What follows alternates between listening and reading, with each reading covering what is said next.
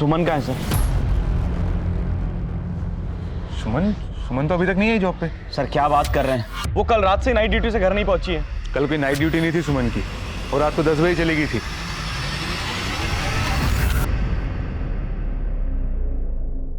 ये तो कमाल ही हो गया सर। राजेश्वरी के केस ने हमारे सर की छत ही छीन ली। अभी कुछ दिन के लिए यहाँ खुले में काम करना पड़ेगा। कोई नहीं, खुले में दिमाग और काम करता है। तो चाय नहीं रुकनी चाहिए। छोड़ो।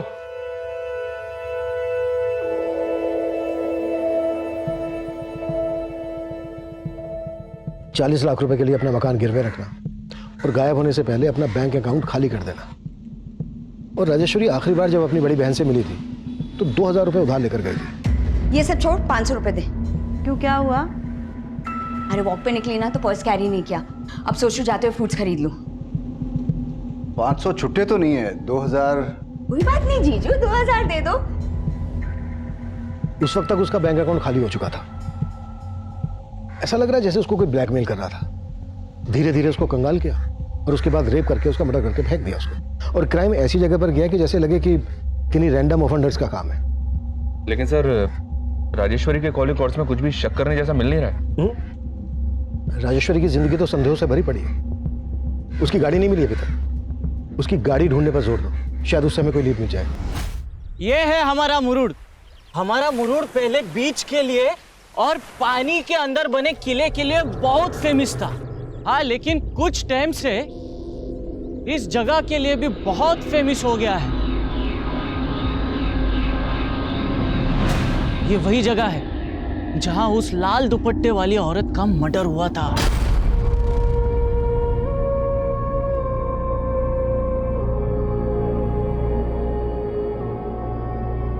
बहुत ट्रेजिक स्टोरी है उस औरत की। उसकी कहानी सुनोगे तो आपकी रूह कांप जाएगी। कहते हैं यहां किसी के इंतजार में वो औरत फोटो निकाल रही थी और फिर वो आया जिसका वो औरत इंतजार कर रही थी।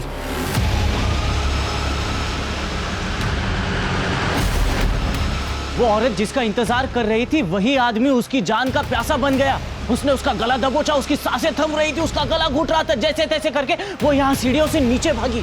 इन्हीं सीढ़ियों से वो औरत अपनी जान बचाते हुए भाग रही थी कि वो आदमी ने उसको धर दबोच के यहाँ पर लाया। यहीं पर उसके साथ जबरदस्ती की। वो चीखती रही, चिल्लाती रही, लेकिन कोई भी उसकी मदद के लिए नहीं आया।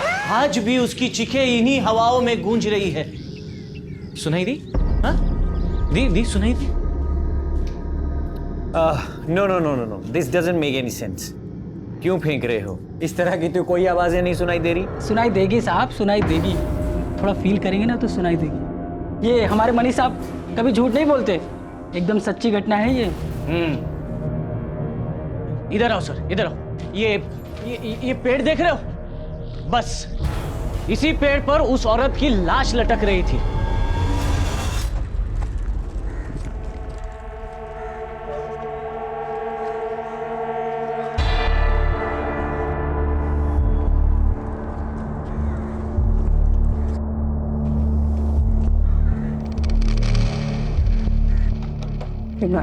Good morning ma'am.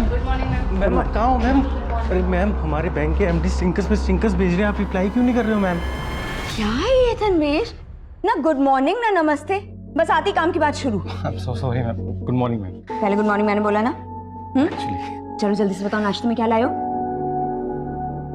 मैम कुछ तो बात है आप में, इतना रिलैक्स कैसे रह लेते हो आप?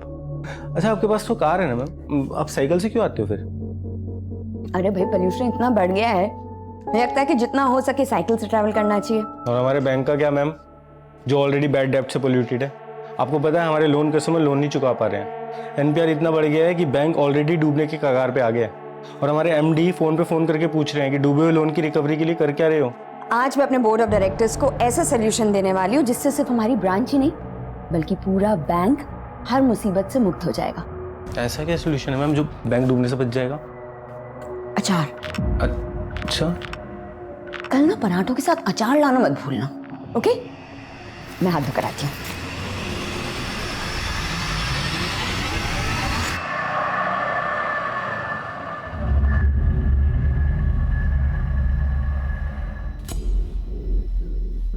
सर ये मेरी साली है, राजेश्वरी सुड़े। ये यूनिटी बैंक ऑफ महाराष्ट्र में मैनेजर है।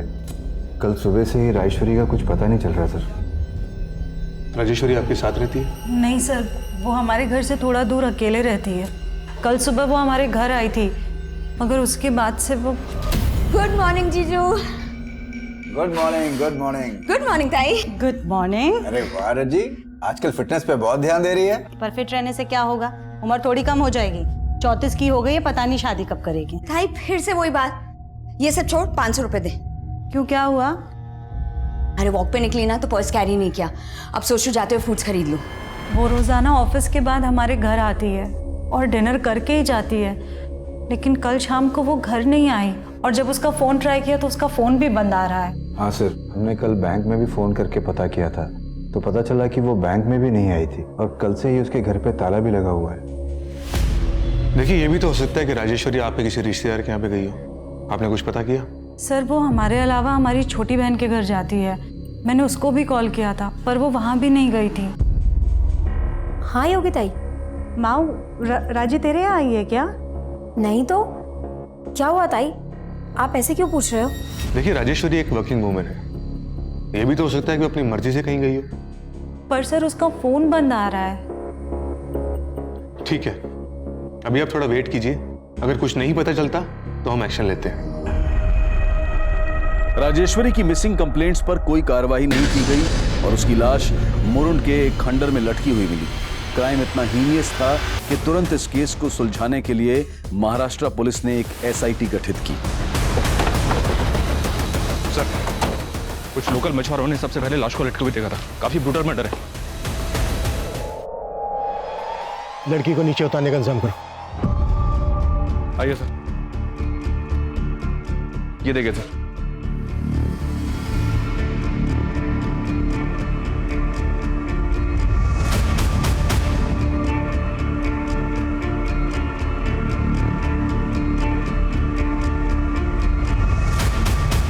इस लड़की का रेप वहाँ ऊपर खंडर में किया गया होगा जहाँ पर हमें खून के धब्बे में।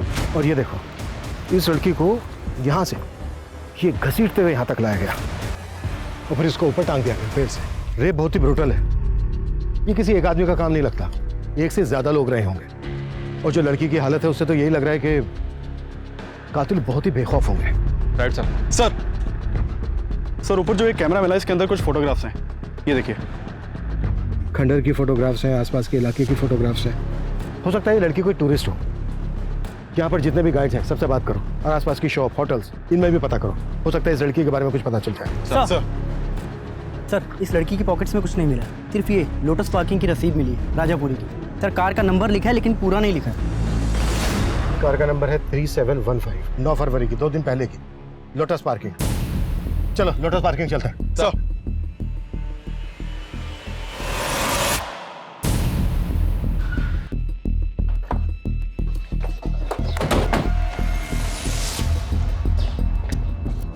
नमस्ते साहब, ये देखो साहब। जल्दी जल्दी मैं बस गाड़ी के आखिरी 4 नंबर लिखता हूँ और उनको रसीद दे देता हूँ। उसके बाद उसकी सारी डिटेल इस रजिस्टर में लिखता हूँ। मैं बताता हूँ साहब। XX 3715 साहब, ये 9 फरवरी को यहाँ पे आई थी 2:15 पे।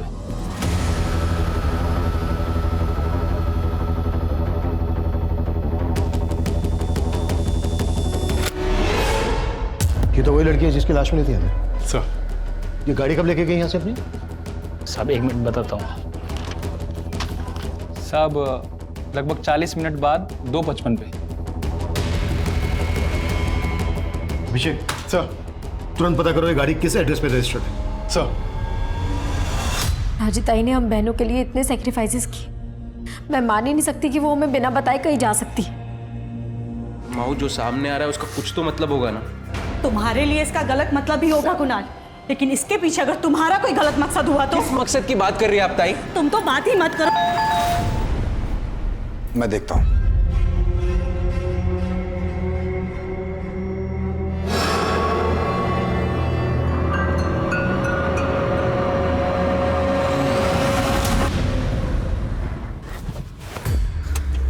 अरे वाह, तू तो बहुत से गाड़ी दौड़ाने लग गई। पर अफसरों की गाड़ियां कब तक दौड़ाएगी? मैं क्रिमिनल्स दौड़ाती हूँ, अब सर की गाड़ी दौड़ाने के लिए पुलिस में भर्ती थोड़ी ना हुई थी। ठीक है मैडम, हम जानते हैं आपको खतरों से खेलने का शौक है, पर मेरे बारे में भी तो कुछ सोचो। तेरे बारे में ही तो सोच रही हूँ, इसीलिए तो तुझे ये टेम्पो लेकर दिया है। अच्छा, अब मुझ पे ध्यान देना बंद कर और कमाई पर ध्यान दे। चल मैं निकलती हूँ। Okay madam.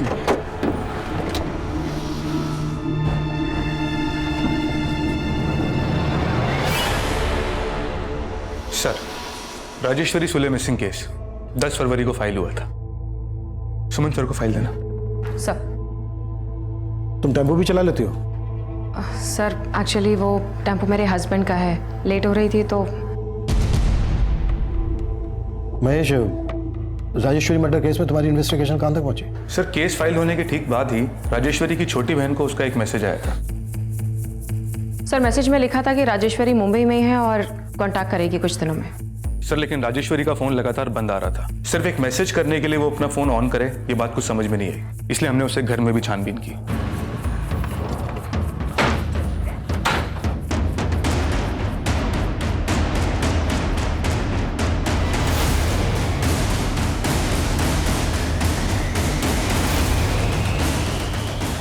लेकिन उसे घर में भी कुछ सस्पिशियस मिला नहीं, और उसे घर के बाहर लगे सीसीटीवी कैमरे की फुटेज देखने के बाद यही लगा कि वो अपनी मर्जी से कहीं गई थी।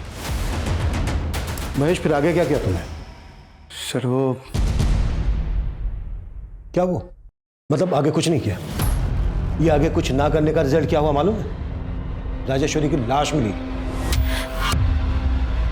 अब यहाँ आए बंदी बंद करो और राजेश्वरी की फैमिली को बनाओ शनाख्त के लिए।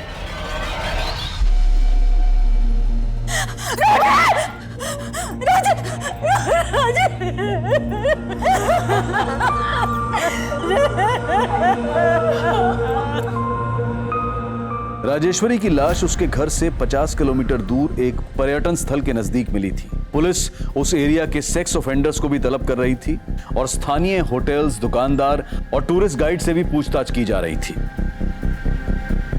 नहीं सर, ऐसी कोई भी टूरिस्ट को हमने नहीं देखा है। मैंने भी नहीं देखा इसको कहीं।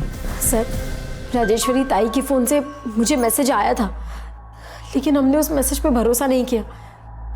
पर यहाँ की लोकल पुलिस ने भी राजेश्वरी ताई को ढूंढने में बिल्कुल कोशिश नहीं की। देखिए, इसके लिए हम बहुत शर्मिंदा हैं। 9 फरवरी की सुबह जब राजेश्वरी घर से निकली, हमने तब की सीसीटीवी फुटेज चेक की और राजापुरी की पार्किंग से जब वो निकली तब की भी फुटेज देखी। राजेश्वरी काफी खुश लग रही थी, ऐसा लग रहा था जैसे किसी से मिलने जा रही हो। राजेश्वरी का कोई अफेयर, कोई बॉयफ्रेंड? नहीं सर, ऐसी कोई बात नहीं थी। अगर ऐसी बात होती तो वो हमें ज़रूर बताती। हम तो खुद उसकी शादी करवाना चाहते थे, लेकिन राजेश्वरी खुद शादी नहीं करना चाहती। राजी, तूने माहू की तो शादी करवा दी, अब तू अपनी शादी के बारे में भी तो सोच। तू कब शादी करेगी? हाँ, राजी ताई को अपने बारे में सोचने की फुर्सत कहाँ है? हमें इनके लिए लड़का ढूंढना पड़ेगा। सही कहा। प्लीज मुझे ना तुम दोनों की तरह ये घर गृहस्थी के झंझट में बिल्कुल नहीं फंसना। अच्छा जी, तो तुम्हारा कहने का मतलब है कि हमने शादी कर ली और घर गृहस्थी के झंझट में फंस गए? और नहीं तो क्या? अरे काय मस्त दिसतंय तिघी, हा? ट्रेनच्या बोगी सारखा। पण एक सेकंड, मालिश नाही, एक दूसरे को गुदगुली करो। क्या? अरे मस्त फोटो आएगा, बघा बघा इकडे।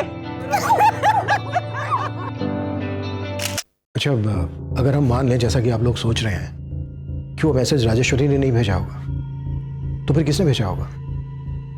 आप लोगों को शक है किसी पर? सर, उसका तो कोई पता नहीं, लेकिन राजेश्वरी के गायब होने के बाद उसका एक कलीग यहाँ आया था।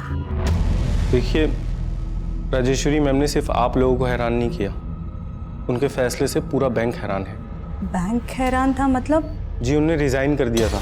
एमडी सर को रेजिग्नेशन भी मेल कर दिया था उन्होंने। राजेश्वरी उस बैंक में 10 साल से थी, हमें तो विश्वास ही नहीं हुआ कि वो ऐसे रिजाइन कर देगी। नहीं मैडम, मैं इस बार नहीं कर पाऊंगी। देखो कविता, तुम इस तरीके से पीछे नहीं हट सकती हो, और तुम ही कहती हो ना कि तुम्हें मेरी तरह कामयाब बनना है, तो मेरी तरह सोचना भी पड़ेगा। ये रखो रखो, और हाँ, आइंदा अगर ऐसी बात की तो मुझसे बुरा कोई नहीं होगा।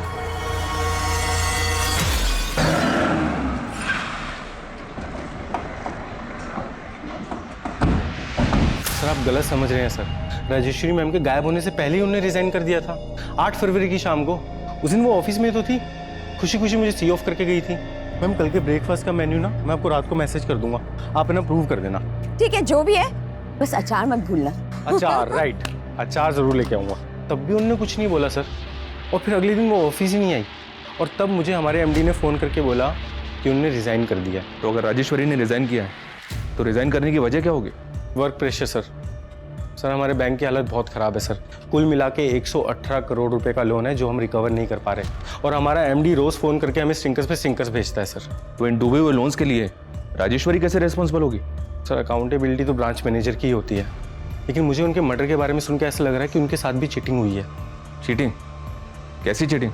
सर राजेश्वरी मैम के रिज़ाइन से पहले उनका अकाउंट बैंक बिल्कुल खाली हो गया था। जिस अकाउंट में 2 महीने पहले तक 45 लाख रुपए था, अब 45 रुपए भी नहीं है। राजेश्वरी के अकाउंट में 45 लाख रुपए थे? जी सर, 40 लाख रुपए का उन्होंने मॉर्गेज लोन लिया था। सर राजेश्वरी के साथ जो भी हुआ ये हमारे लिए भी बहुत शॉकिंग था सर। शॉकिंग तो ये भी था कि रिजाइन देते ही उसका मर्डर हो गया। आई होप इसके तार आपके मैनेजमेंट से ना जुड़े हो। सर ये महज एक इत्तेफाक है सर। इत्तेफाक तो ये भी है कि जो मैनेजर पिछले 10 साल से बैंक में काम कर रही थी वो अचानक से रिजाइन कर देती है। सर शायद वो मेरी बात से हर्ट हो गई थी, तो मैंने उसे हमारे ब्रांच के लोन डिफॉल्टर्स की रिकवरी के लिए सजेशंस मांगे थे, पर उसने जो भी सजेशंस दिए बहुत बकवास थे। हेलो राजेश्वरी, ये क्या ईमेल्स भेज रही हो तुम? हाँ? एक तो तुम लेट रिप्लाई करती हो, ऊपर से ये फालतू सजेशंस लिखकर भेजती हो मुझे। नहीं सर, मेरा सजेशन फालतू का नहीं है। हम सबको ही अपनी यूनिटी बैंक की इमेज बचानी है सर, इसलिए मुझे लगता है कि हमें अपने बैंक का नाम बदल कर ना स्वराज बैंक रख देना चाहिए। इससे हमारे शेयर होल्डर्स भी बढ़ेंगे और हमारे अकाउंट होल्डर्स भी। What rubbish!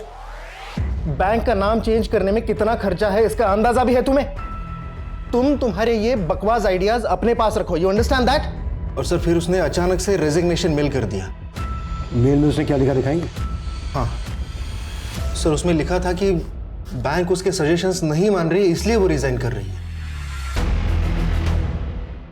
राजेश्वरी के रेजिग्नेशन मेल का कंटेंट उसके एटीट्यूड का एक अनोखा पहलू रख रहा था, लेकिन ये मेल, ये मैसेजेस राजेश्वरी ने ही भेजे हैं, इसकी जांच हो रही थी। और पिछले 2 महीने में राजेश्वरी अपने अकाउंट से 45 लाख रुपए निकाल चुकी थी। और चौंकाने वाली बात यह थी कि जिस घर को गिरवी रखकर राजेश्वरी ने 40 लाख का लोन लिया था, वो घर राजेश्वरी और उसकी बहन दोनों की पैतृक संपत्ति थी। लेकिन मौजूदा वक्त में वो घर राजेश्वरी के नाम था, जो इस केस में जायदाद में विवाद होने का अंदेशा भी दे रहा था। नहीं सर, हम बहनों के बीच में कभी कोई विवाद नहीं था। तो घर अकेले राजेश्वरी के नाम कैसे हुआ? क्योंकि राजेश्वरी ताई ऐसा चाहती थी कि हम वो घर उनके नाम कर दें।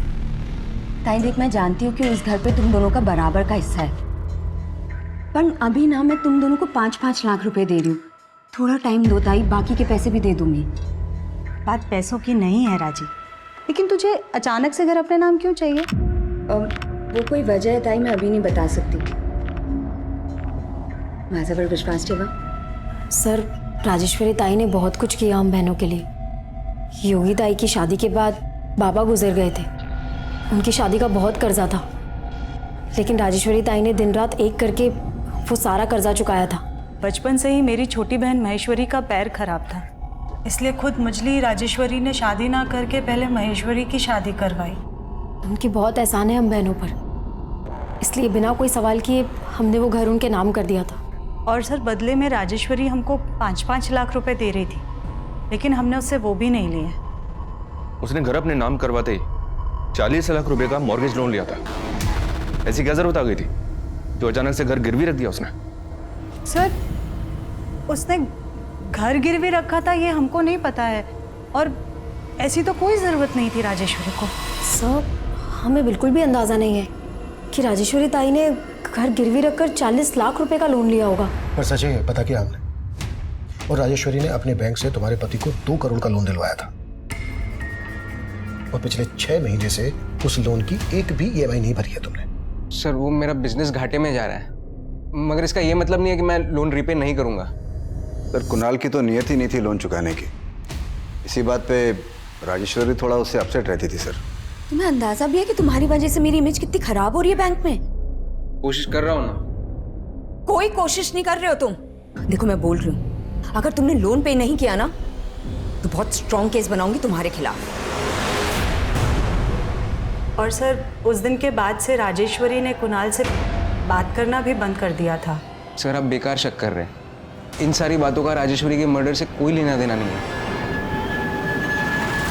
सर क्या हुआ संतोष? सुमन कहाँ है सर? सुमन तो अभी तक नहीं है जॉब पे। सर क्या बात कर रहे हैं? वो कल रात से नाइट ड्यूटी से घर नहीं पहुंची है। कल कोई नाइट ड्यूटी नहीं थी सुमन की, और रात को 10 बजे चली गई थी।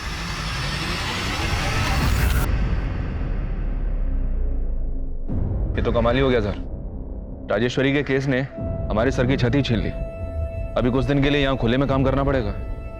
कोई नहीं, खुले में दिमाग और काम करता है। तो चाय नहीं रुकनी चाहिए। छोड़ो।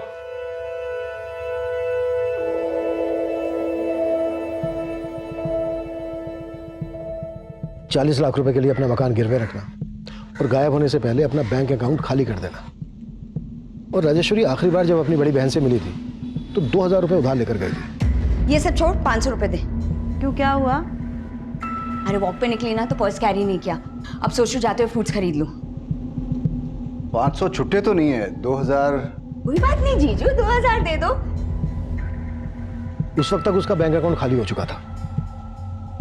ऐसा लग रहा है जैसे उसको कोई ब्लैकमेल कर रहा था। धीरे धीरे उसको कंगाल किया और उसके बाद रेप करके उसका मर्डर करके फेंक दिया उसको। और क्राइम ऐसी जगह पर गया कि जैसे लगे कि किन्हीं रैंडम ऑफेंडर्स का काम है। लेकिन सर राजेश्वरी के कॉलिंग कॉर्ड्स में कुछ भी शक करने जैसा मिल नहीं रहा है। राजेश्वरी की जिंदगी तो संदेहों से भरी पड़ी है। उसकी गाड़ी नहीं मिली अभी तक। उसकी गाड़ी ढूंढने पर जोर दो, शायद उस समय कोई लीड मिल जाए। और राजेश्वरी की दोनों बहनों और उसके दोनों जीजाओं को खंगालो। राजेश्वरी के घर की भी अच्छे से तलाशी लेनी होगी। सर इंस्पेक्टर महेश की टीम की एसआई सुमन अचानक से कहीं गायब हो गई सर। व्हाट? महेश और उसकी टीम ने राजेश्वरी को ढूंढने की कोशिश ही नहीं की। और अब जब से हम इस केस पर आए हैं, उनकी टीम की एसआई सुमन गायब हो गई। माजरा क्या है ये? वॉचमैन दरवाजा खोलो, ब्रेक खत्म हुआ। वॉचमैन बंद करो उसको। गाइस हमारा ये लंच ब्रेक है ना, परमानेंट ब्रेक बन गया है। हमारा बैंक गवर्नमेंट ने टेक ओवर कर लिया है। हमारे एटीएम, ऑनलाइन ट्रांसफर सब सीज हो चुके हैं। अभी हजार रुपए निकालने के लिए बाहर हजारों की लाइन लगेगी। हमारी वाट लगने वाली है। ये केस कई उतार चढ़ाव देख रहा था और चौंकाने वाला पहलू एएसआई सुमन का गायब होना था। एसआईटी इस केस पर भी नजर बनाए हुए थी और राजेश्वरी से जुड़े लोगों पर भी नजर रखी जा रही थी। वहीं राजेश्वरी की कार के तलाश के साथ साथ उसके घर में भी उसके कातिल तक पहुंचने के सुराग ढूंढे जा रहे थे। और फिर कुछ ऐसा हुआ जिसने इस केस को घुमा कर रख दिया।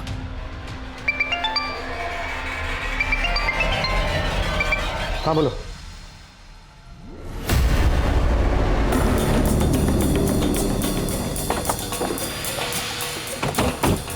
हटो, खड़ी।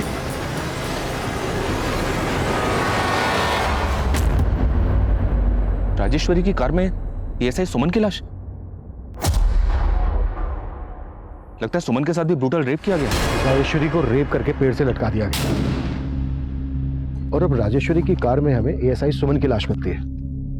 अब तक हम ये मानकर चल रहे थे कि किलर ने ही राजेश्वरी की कार को गायब किया होगा।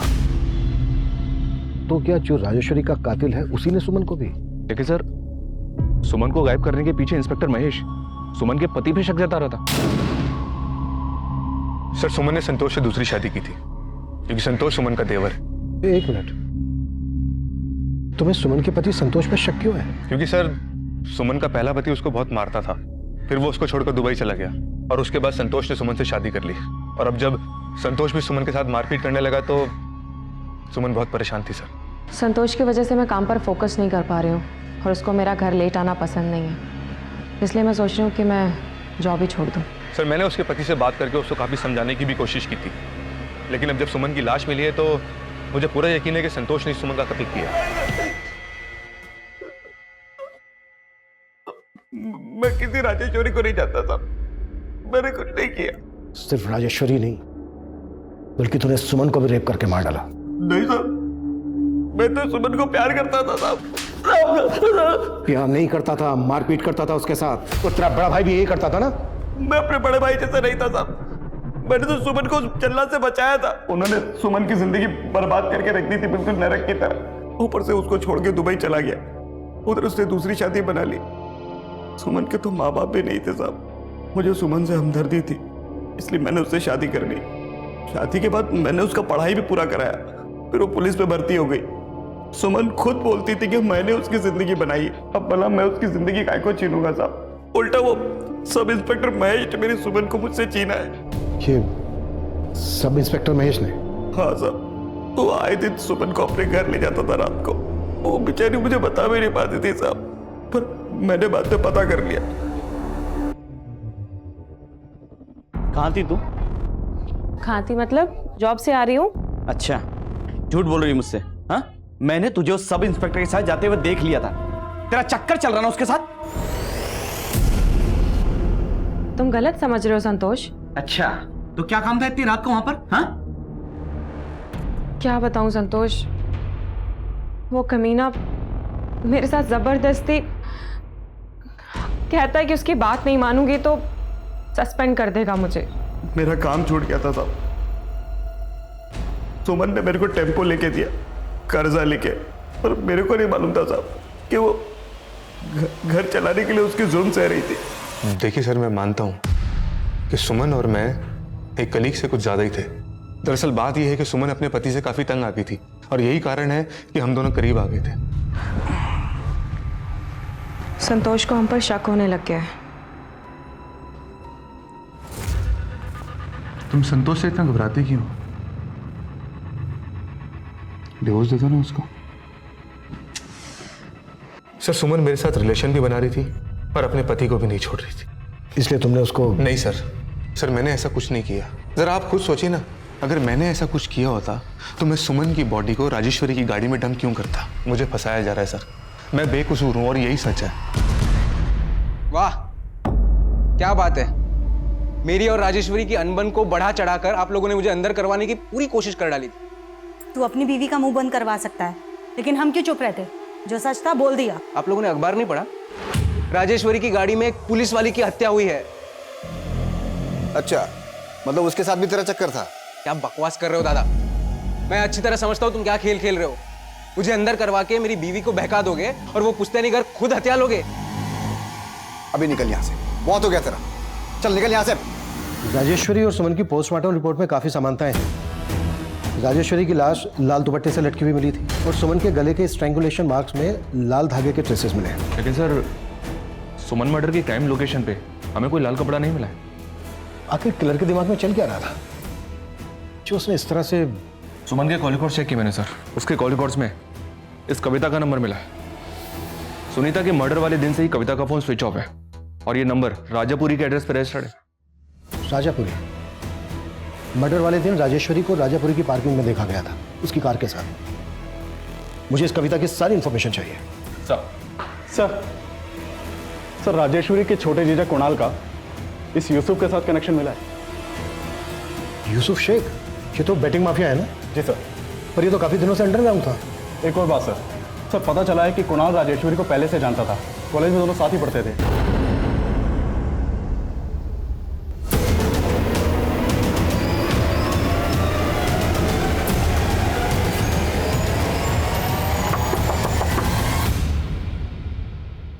कविता यही रहती है? जी साहब, कविता मेरी छोटी बहन है। कहाँ है वो? साहब मुझे नहीं पता, मैं खुद परेशान हूं उसके लिए। उसका फोन भी बंद आ रहा है साहब। अभी मेरी बात ध्यान से सुनो। ये ऐसा ही लेडी सुमन का मर्डर हो गया और कविता सुमन को कॉल करती थी।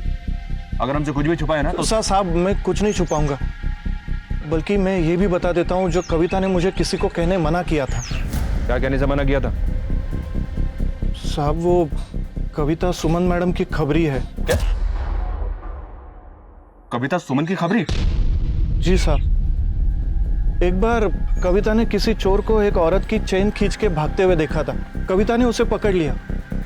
उसी दौरान सुमन मैडम की और कविता की मुलाकात हुई। बहुत बहादुरी का काम किया तुमने कविता। क्या करती हो?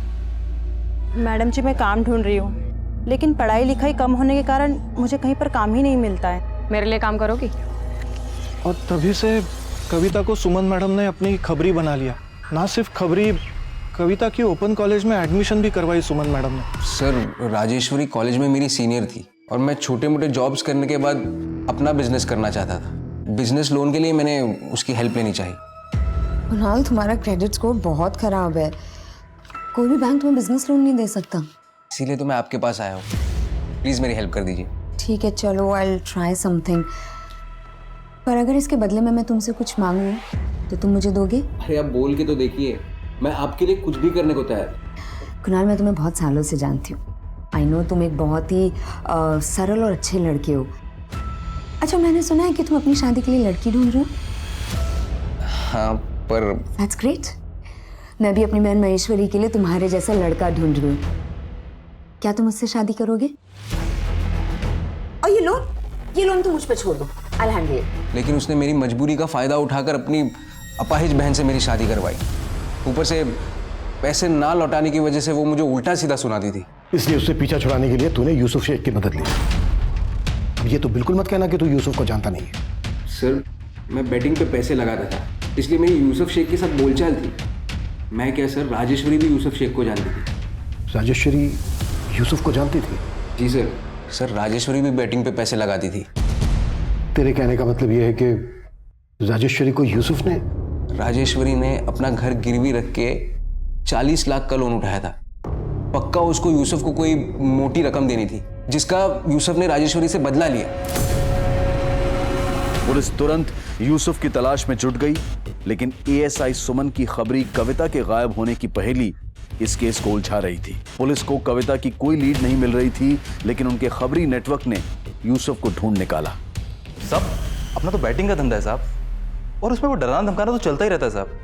अगर साहब यकीन मानिए, मैंने मर्डर किसी का नहीं करवाया। तो राजेश्वरी को धमकाकर कितना पैसा लूटा तूने उससे? क्या बात कर रहे हो साहब, वो तो जीत रही थी साहब, पर उसने मुझे नहीं बल्कि मैंने उसको पैसा देना था। तो तूने राजेश्वरी के पैसे ना देकर उल्टा उसी का हिसाब चुकता कर दिया? सर, मैंने कुछ नहीं किया है सर।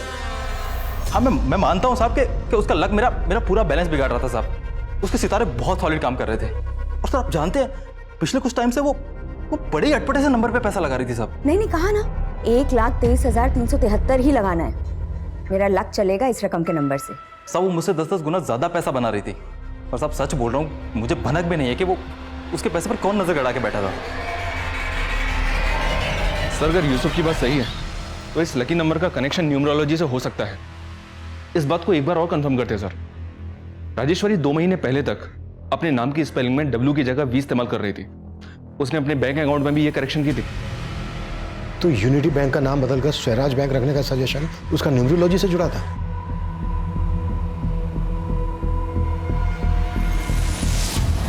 विजय, राजेश्वरी के घर में मैंने एक न्यूमरोलॉजी की किताब देखी थी, वो किताब मंगवाओ, शायद उससे हमें कुछ मिल जाए। सर,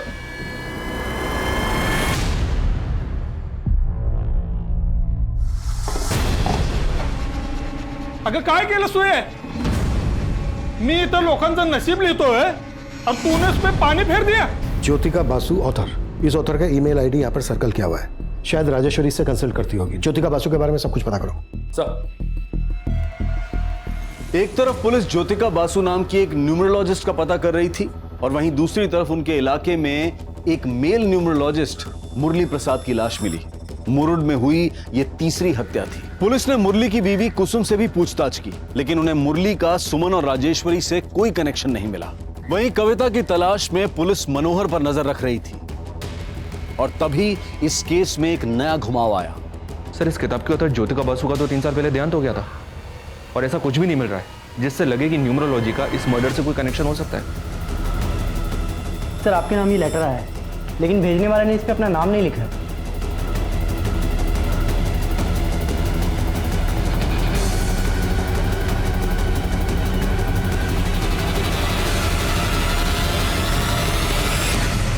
चौंकिए मत, मैं ज्योतिका बसु, राजेश्वरी, सुमन और मुरली की पुंगी मैंने ही बजाई, और 3 मार्च को आपके मुरुड में एक और शहनाई बजाने वाली हूँ। रोक सको तो रोक लो। उसी लाल दुपट्टे से उस औरत की लाश यहाँ पर झूल रही थी। पुलिस को भी कुछ पता नहीं चला। चल रहा है? हाँ, लेकिन जब क्या चल रही थे? आओ काय नहीं साहब, टूरिस्ट लोग का जरा ये लोकेशन जगह दिखने का था ना। तू कुछ भी बोल के इनको घुमाएगा? हाँ, ज्यादा शाड़ा बन रहा है। देख तेरा लाइसेंस कैंसिल करवा दूंगा मैं। अहो ऐका ना साहेब, मी काय म्हणतो, चल ए उसको ले अरे आप लोग भी चलिए।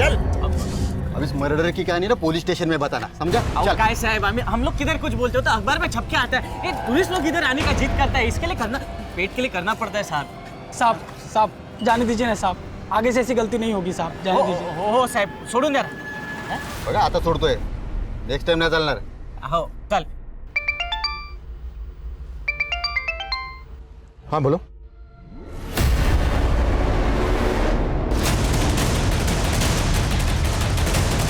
सर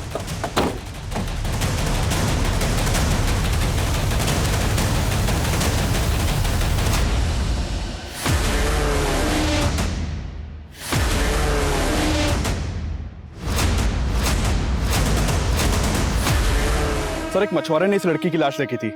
हमने लाश के आसपास सर्च किया तो एक कविता की आईडी मिली। लाश का चेहरा पहचानना काफी मुश्किल है सर। कहीं ये कविता की कोई नई चाल तो नहीं? अगर कविता जिंदा है तो अभी तक मिली क्यों नहीं है? और अगर ये कविता नहीं है तो फिर किस लड़की की लाश है? सर, हम उसके भाई मनोहर पे लगातार नजर बनाए हुए हैं और ऐसा लग रहा है कि वो काफी चौकन्ना है। चल चल अब बोल। मैं सच बोल रहा हूँ, कविता कहाँ है मुझे नहीं मालूम साहब। मालूम नहीं है या तू भी उसके साथ मिलकर कांड कर रहा है? बोल। अरे आई शपथ सांगतो साहब, कविता कहाँ है नहीं मालूम मुझे। राजेश्वरी की लाश हमें लाल दुपट्टे से लटकी हुई मिली थी और बाकी विक्टिम्स के स्ट्रैंगुलेशन मार्क्स पर भी लाल धागे के ट्रेसेस मिले हैं। इस केस का इस लाल रंग से जरूर कोई गहरा रिश्ता है। अभी तक हम ये भी पता नहीं लगा पाए हैं कि पेन ड्राइव में किसकी आवाज थी। वो जरूर विक्टिम्स की किसी जान पहचान वाली औरत की होगी। एक काम करो, विक्टिम्स की जान पहचान में जितनी भी औरतें हैं सबका वॉइस सैंपल लो और पेन ड्राइव में जो आवाज है उसके साथ मैच करो।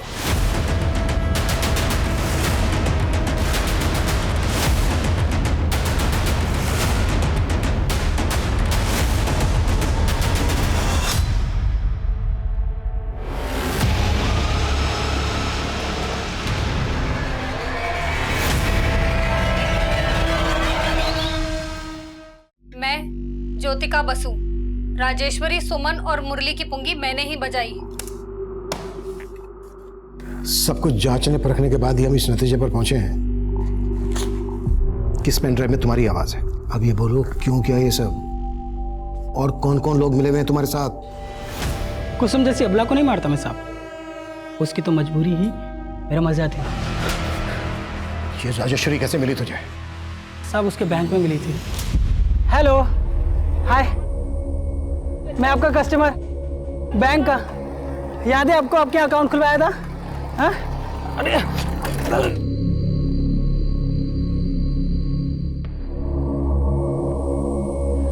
आप ठीक है ना? Thank you.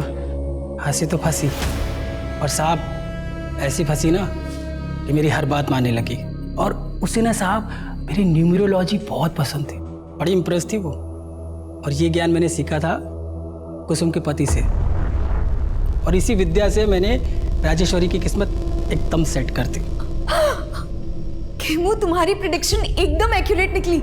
मैं सट्टे में 7 लाख रुपए जीती हूँ। बहुत बढ़िया, बहुत बढ़िया। लेकिन मेरी बात मानो, अगर लाइफ में कुछ बहुत अच्छा करना है ना तो कुछ चेंजेस करने पड़ेंगे। ये जो तुम्हारे घर का हाउस नंबर है ना, मुझे ऐसा लगता है तुम्हारे लिए लकी नहीं है। मेरी बात मानो, ये घर बेच दो। मेरी हर बात मानने लगी थी वो, लेकिन साहब इस मंदी में उसका घर बिक नहीं रहा था, तो मेरे कहने पर उसने अपना पुश्तैनी घर अपने नाम पे करवा लिया और उस पर 40 लाख का मॉर्गेज लोन लिया साहब। वो ये चाहती थी कि वो उस पैसे से फ्लैट खरीदे, लेकिन मैं तो फ्लैट खरीदवाना नहीं चाहता था, मैं तो उस पैसे को उड़ाना चाहता था ना साहब।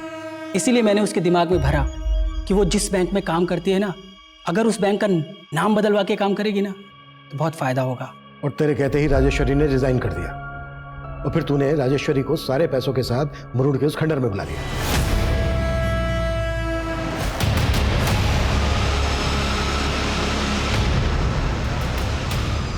फिर मैंने राजेश्वरी के मोबाइल से उसकी छोटी बहन महेश्वरी को मैसेज किया। आप लोग तो जी जान से केस में लगे हुए थे, पर मैं भी चौकन्ना था, और वो खबरी दुगनी चौकन्नी। मैंने देखा वो लड़की राजेश्वरी की कार का फोटो सबको दिखा रही है, मुझे भी दिखाया। मैं अलर्ट हो गया, मैंने उसका पीछा किया और मौका मिलते ही खोपचे में ले लिया। कविता का कॉल पाते ही सुमन राजेश्वरी की कार के पास आ गई, और जब उसे कविता नहीं मिली तो उसने कविता को फ़ोन किया और तब मैं वहाँ पहुँच गया। हेलो मैडम, आपकी कविता तो अब रही नहीं। कौन हो तुम? और आप भी अब कहीं की नहीं रहोगे। क्यों मारा इतनी औरतों को? साहब, मुझे कामकाजी औरतें बिल्कुल पसंद ही नहीं है। मेरी औरत वो भी जॉब करती थी साहब, और मुझे घमंड दिखाती थी। मैं ठहरा निकम्मा साहब। सबसे पहले मैंने उसका ही घमंड किया, उसको मार के गायब कर दिया। और फिर उसके बाद अंजलि, पुष्पा, मंजू, जाने कितनी आई साहब, सबको मार दिया मैंने। तूने अपने गुरु मुरली को क्यों मारा? आप लोग किलर की तलाश में किसी अंक ज्योतिष को ढूंढ रहे थे ना, तो आपकी तलाश को लाइलाज करने के लिए मैंने अपने ही गुरु को मार दिया। और फिर आप सबको गुमराह करने के लिए मैंने कुसुम को अपने इशारे पर नचाया। चौंकिए मत, मैं ज्योतिका बसु, राजेश्वरी, सुमन और मुरली की पुंगी मैंने ही बजाई। फिर वो पेन ड्राइव आप लोगों को पोस्ट कर दी और आप लोग लगे पेन ड्राइव की गुत्थी सुलझाने, और इधर मैं कामकाजी औरतों को एक एक करके मारता गया। तू जो एक कामकाजी कर रहा है ना, अगर सारी कामकाजी औरतें अपना काम छोड़ दे तो यार तेरे जैसे जानवर आदमी को समझाने का क्या फायदा? अभिषेक, अब जरा इसे अपना कामकाज दिखाओ।